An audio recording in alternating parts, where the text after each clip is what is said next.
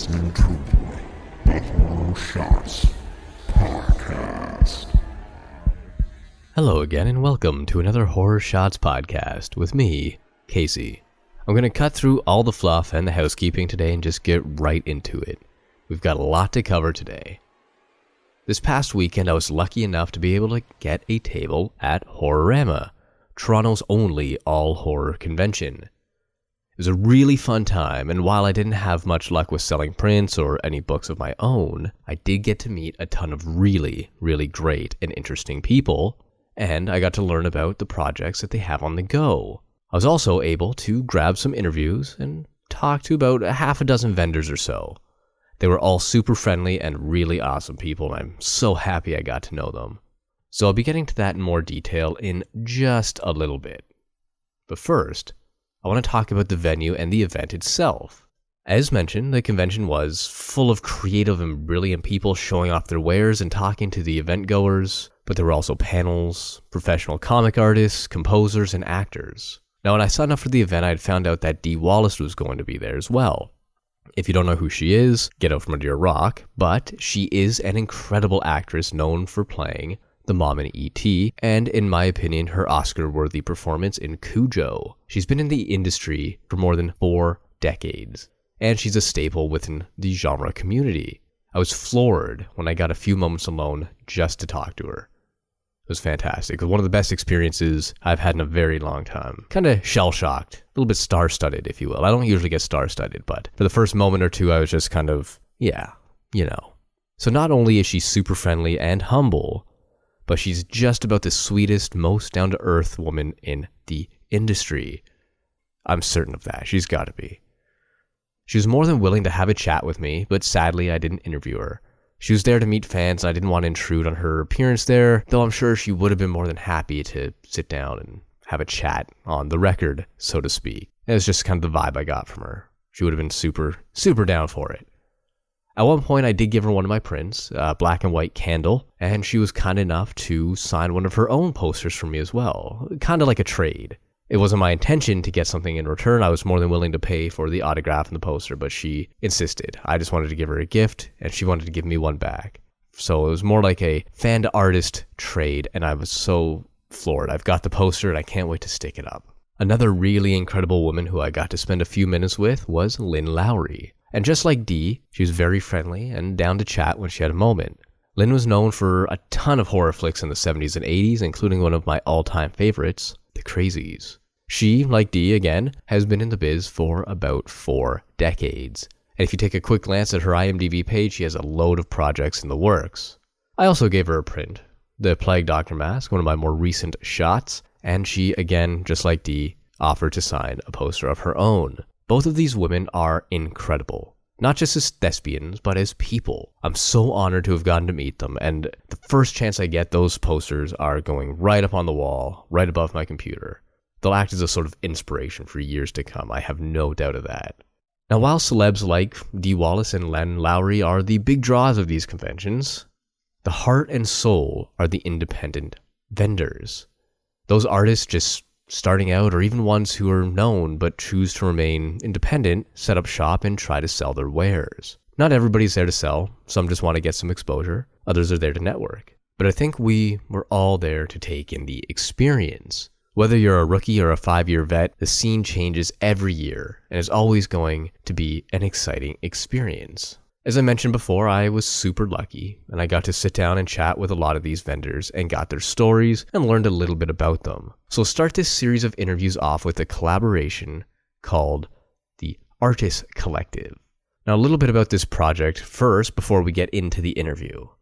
They are, as I mentioned, a collaboration, and as their name infers, a collective. They are an international group of artists with a focus on bringing mental health and awareness to said mental health to the forefront. Here are the 2 vendors that I got to speak to from artists? We're an international horror art collective, and we're actually also mental health advocates and advocates for autonomy for each artist as well.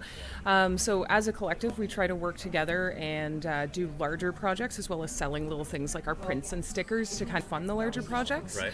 And at the same time, we contribute by trying to donate to mental health things and things like that and get the word out about more mental health awareness as well.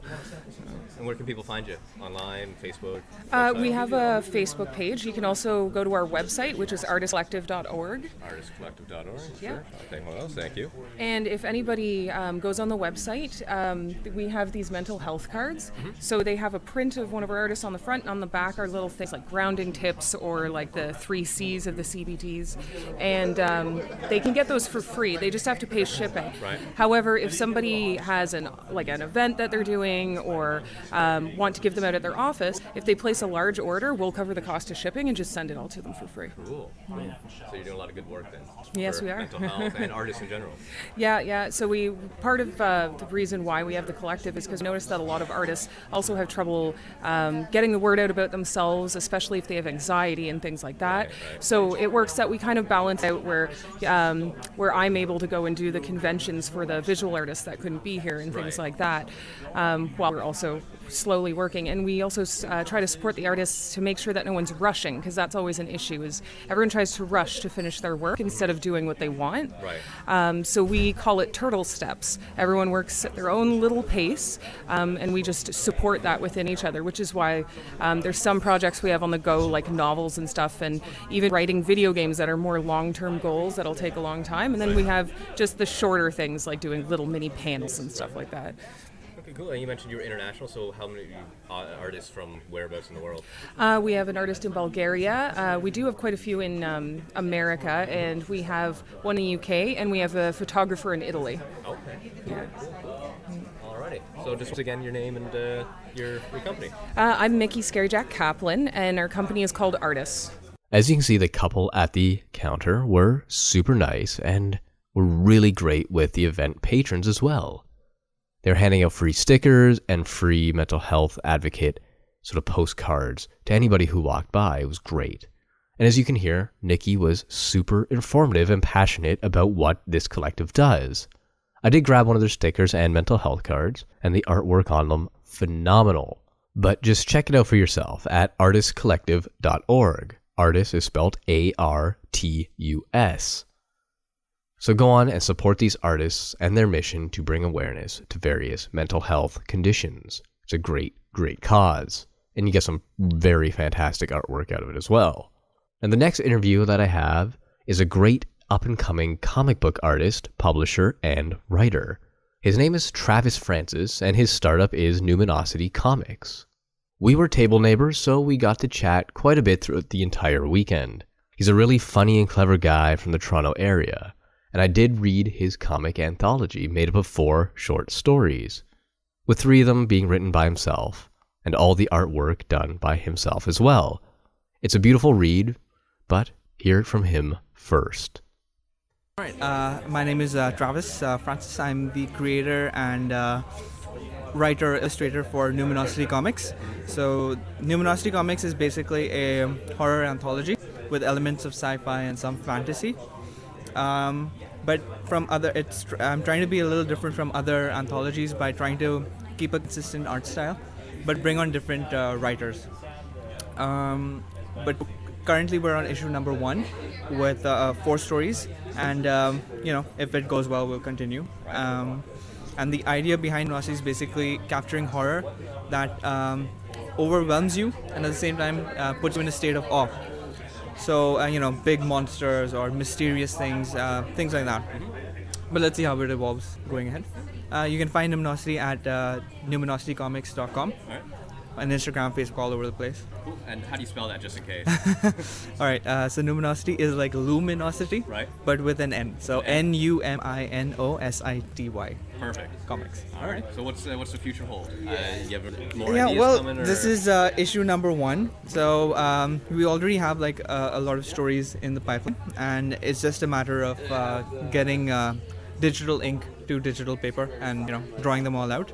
and hopefully we'll have something soon every year. Cool. And then if there's more demand, then we might even go twice per year. Right. And see how it goes from there. Would you be interested in hiring or having people submit stories? In the future, that is my goal, to have like good quality stories, and even I'm open to good quality artists. But the problem with most anthologies is you'll have like a great story, and then you'll have a bad story but with great art, or a good story with bad art. Right. And bad art, of course, is subjective. Right. But if you have a consistent style, then at least you'll develop a fan base of people who expect a certain type of art. So that's how I'm trying to be a little different. So in the future, I'm open to collaboration, but of course this is the first time, so not that many people know about it. Right. But totally open to submissions, but as long as they have the same vision as we do. Again, that was Travis Francis. You can check him out online at Numinosity Comics, spelled NUMINOSITY comics.com. I look forward to seeing what he'll pump out in the future. See, comics are one of those things that most anybody can relate to. People take the characters and run with them. They treat them as if they're real. And being able to create and provide that kind of element is so incredibly special. It's something I, as a writer, try to do. But being able to see the characters in ink really helps create that bond. And I believe Travis already nails this and will continue to do so. Continuing on down the line of interviews, I sat down and had a chat with a lovely girl by the name of Kristen Zaza. She immediately jumped out to me when I saw the tag on her table across from me, and down a few. The envelope read, "On a Dark, Cold Night," an audio drama podcast. Suffice it to say, my interest was piqued. Some of you may know I have a bit of a background with audio dramas, writing, producing, and voicing my own earlier this year, as well as voicing an up-and-coming one. So when I saw another podcast there, I just had to get all the details, and I'm glad I did. Kristen is an incredible person with a real talent for what she does, so give her interview here on Listen. So it's called On a Dark, Cold Night. It's a weekly audio drama podcast. It's what I like to call a bedtime ghost story podcast. So it features stories that are both relaxing and a little bit spooky, so borderline ASMR kind of stuff. All the stories have a supernatural gothic horror bend. There's a recurring plot line, but they're also mostly standalone stories. So, yeah. Ooh, how long have you been doing it? I started in January this year, so January 2018. And yeah, I've been doing it almost every week since then. Cool. And where can people find you? You can find me at my website. It's kristenzaza.com, KRISTENZAZA. And yeah, you can also find me on most podcast apps, at A Dark Cold Night on Twitter, Dark Cold Night Podcast on Instagram, and I'm on Facebook as well. Awesome. Anything else you want to add? I don't know. Stay spooky. Stay spooky. I like it. As you can see, she's full of personality, and it's no wonder that her podcast is rapidly picking up steam. She has a background in theater, and her voice is 100% perfect for the cast that she does. You absolutely have to check out her stuff at kristenzaza.com/podcast. That's KRISTENZAZA.com/podcast, and support her in any way possible. I think she was the only vendor there not trying to sell people stuff. She was offering her podcast completely free to new listeners and introducing them to audio dramas and podcasts in general. It's that sort of humble nobility I admire. So yeah, definitely hit her website and donate to her cause.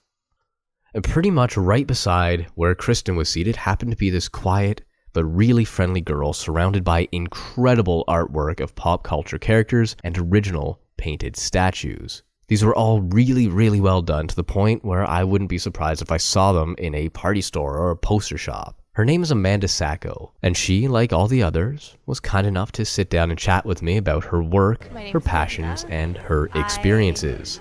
Here's her interview. I painted home decor items, boxes, cherubs, canvases. I also have prints. I like skulls and bones, so if you like that, I'm definitely the artist for you. Perfect. Yeah, most of my items are all originals. I offer very few prints. It's mostly original work, because I think that people should have access to... Other than just like movie stuff. things that are mass produced. Yeah. Instead of, yeah. I've actually only been painting for the last couple of years. Okay. I quit my job to do it full time. Oh, really? I'm also part-time apprentice at a tattoo shop, so I think a little bit of that carries into my work a little bit as far as how my designs look. Yeah. You can find me on Instagram. It's amandasacco.art. Okay. I also have Etsy and a website, and the links are on my Instagram page. Yeah, so how about this tattoo shop? Where can people get tattooed by you? It's called YB Normal. It's at 2908 Dufferin Street, and it's actually by Yorkdale Mall. Oh, okay. So in that area. You may have picked up on just how sweet she actually is. Amanda is beyond talented, and supporting her is truly supporting the local and independent art scene in Toronto, or even Ontario. You can absolutely check out her website at amariesacco.wixsite.com/amandasacco, or on her Instagram at amandasacco.art. That's AMANDASACCO.art. That's on her Instagram. That way you can see just for yourself how talented this young tattoo apprentice is. And hey, if you are looking to get inked up, she's definitely the one to see. Now across from Amanda were a couple of guys with a bucket of stuff, a screen showing various indie film trailers, and a bunch of cards and posters on the table. The two fellas who were manning the table were there representing something called TISH, which was the Toronto International Spring of Horror Film Fest. Like Kristen, they were there to raise awareness about their film festival or their cause, and to give away some free stuff. It looks like a really awesome film fest, and one that I will definitely keep an eye on this year. But here's what the guys from Tish had to say. We're the Toronto International Spring of Horror and Fantasy Film Festival. So we're going for our fourth year now. It's in April, the first week of April at the Carlton Cinema, and we believe that good genre films should be available all year long. So we show films from all over the globe in the horror and fantasy genre. Funny enough, though, even though we believe that good horror films should be shown all year long, we showed in the spring. We've had snow for the past 3 years, and every year at our festival thus far, so that's interesting. And your website again? Our website is springofhorror.com, and you can also find us on Facebook, facebook.com/springofhorror. And for the filmmakers out there, we're also on Film Freeway and Without a Box for the time being, as Without a Box is going down. So. Oh, right. Fair enough. Yeah. Cool. So are there any specifications in terms of films, genre films? So what does that cover? Horror and fantasy, which is... And sci-fi and all things that are, mysteries, macabre, but what horror fans and fantasy fans would enjoy watching. And in addition to films, we also screen music videos. So most of our screenings are music video, short film, and then a feature film. Cool. And then we'll have a short film section as well. Right now the festival runs 3 days, and it will be 3 days in this fourth year, and in future years we may be a little bit longer and extend it, hopefully. Awesome. And what's that date again? April 5th through 7th at the Carlton Cinema in downtown Toronto. If you're a fan of indie horror and genre films, this is absolutely the place for you.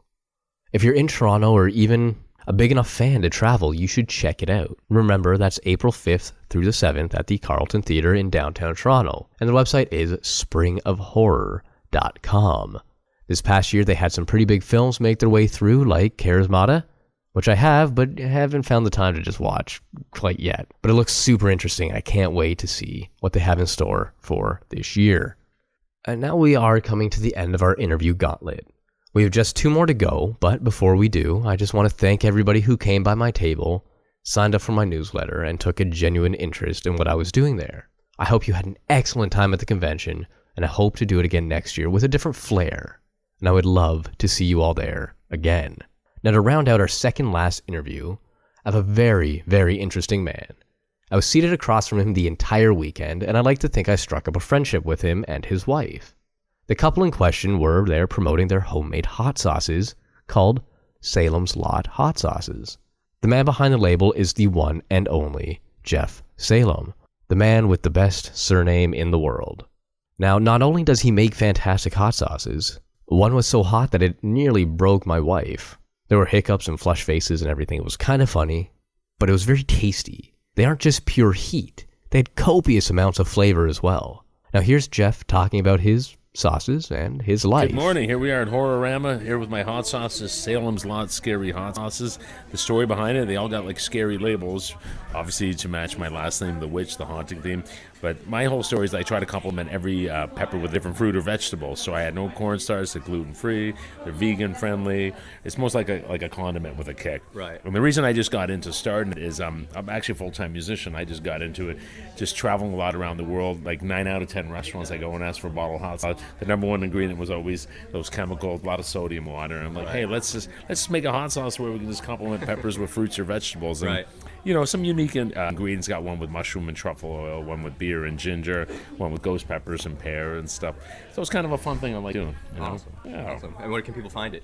I'm in basically the shortest website ever, Salem's Lot with 2 T's, hotsauces.com. Perfect. There's a list of store locations. I'm in about 50 markets in Toronto, including Whole Foods as well too. And if you can order online, I do like a 6-pack in Canada with free shipping. Cool. Too.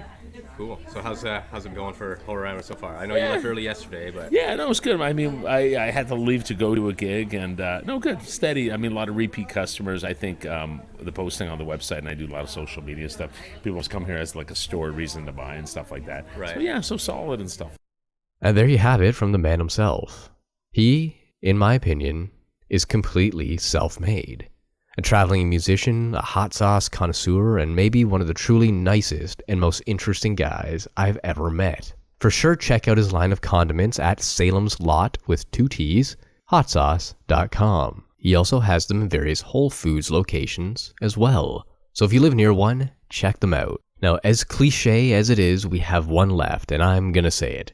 Last but not least. Now, I had Jeff and his hot sauces across from me, Travis to my left, but to my right was another quiet artist. I noticed his work as soon as I began my setup on the Saturday morning. His table was set up with his artwork displayed for everybody to see. On one end of his table sat a Halloween 2018 poster, that's for the movie. At first glance, I thought it was a cool replica poster made from an original release poster. It wasn't until a few hours later I realized that it was hand-drawn. Yup. It was so good and realistic that I thought it was a legit photographed and photoshopped movie poster. But no, it was an artist rendering. It was unbelievable, as was the rest of his stuff. Well, what's his name, you might be thinking at this point? Well, that would be Matt Simis. My name is Matt. And here Matt is Simis his Art. interview. You can find me on Etsy, Facebook, on my own website, TeePublic as well. I'm an illustrator. I've been doing it for, I'd say, about 8 years or so. I went to school for illustration, graduated about 5 years ago, and now I'm just kind of doing this on the side, and currently looking to get into tattoos, looking to get an apprenticeship and to take my art full time. Cool. So what's your favorite kind of stuff to draw?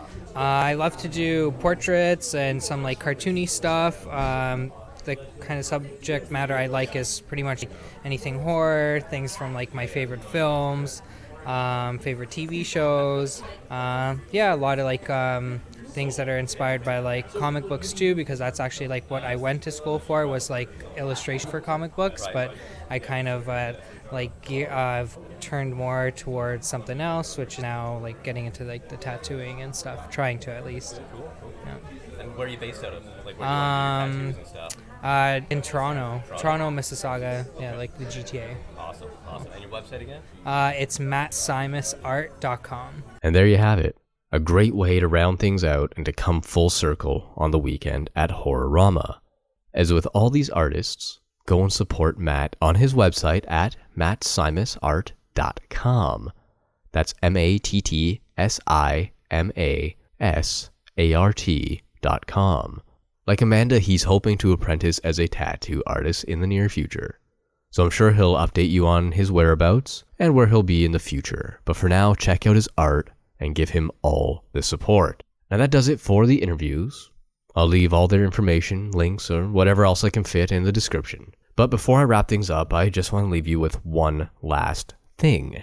The horror community is a full-fledged family of people from all walks of life. It's a band made up of everybody from the the verbose chatters who are so passionate about their fiction that it's almost a reality to them, to the stereotypical introvert who is completely at home in their element at the convention of the macabre.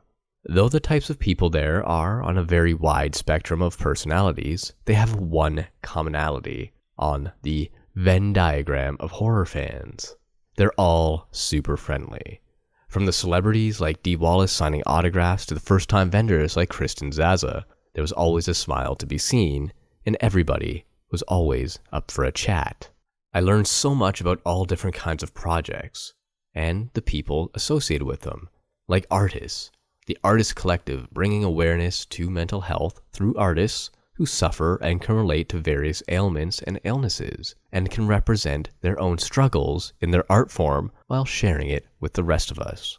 I got to experience a ton of passion projects like Jeff Salem and his hot sauce, or Matt Simus and his artwork. I got to meet an up-and-coming comic book creator in Travis Francis as well, whose first anthology is an absolute must-read. These are just a handful of people I got to meet, and I'm so thankful I got to share some of their stories with you. Please do, honestly, check out their work. All the links will be in the description below. I had a great time at HorrorRama, and I would love to do it again, maybe even do some other conventions later on in the future. I can only just imagine how many unique and interesting stories there are waiting to be told, and I hope I can help bring some more information forward to a lot of people. The market for creativity and art is so vast, and it's easy to get lost in the sea of millions of artists out there trying to make it in the world of passion. Because that's what these are. These are passion projects. Nobody sits down and says, "Oh, I have to draw another comic today to make a living." No, they get up in the morning and say, "I'm going to create this thing that people are going to love, and I'm going to get to survive by doing this thing that I love." And that's the ultimate dream, isn't it? If you love what you do, you never work a day in your life. And I think that's something that everybody can relate to. I know that's my dream. I get up every morning and I go to the same job, and while it's not the worst job in the world, I would much prefer to provide creative content for everybody out there. And the only way you can do that is by getting support from people you've never met. Having people donate to Patreons, or buy your artwork, or take a chance on a book that you wrote. After all, these people are giving you their hard-earned money for your hard work. It's only fair. You can't expect people to give you money for something that you didn't actually work hard on. So by supporting these artists, you're supporting families and you're supporting lives. So get out there and support local. Stop buying these huge, massive market books, or, go see an indie film once in a while. It may take a couple hours out of your day, maybe a couple of bucks out of your pocket, but at the same time, the people creating these things spent months, years of their lives creating these things just so you can enjoy them. So please, once again, if you have anything to spare and you love art and you want to see it grow, check out any one of these artists and give even some of your time to check out what they're all about. So until next week, where I'll get back to probably a more regular style podcast, where I'll be looking into the history of something supernatural, I want you to just think about and sit on what this whole entire cast has been about.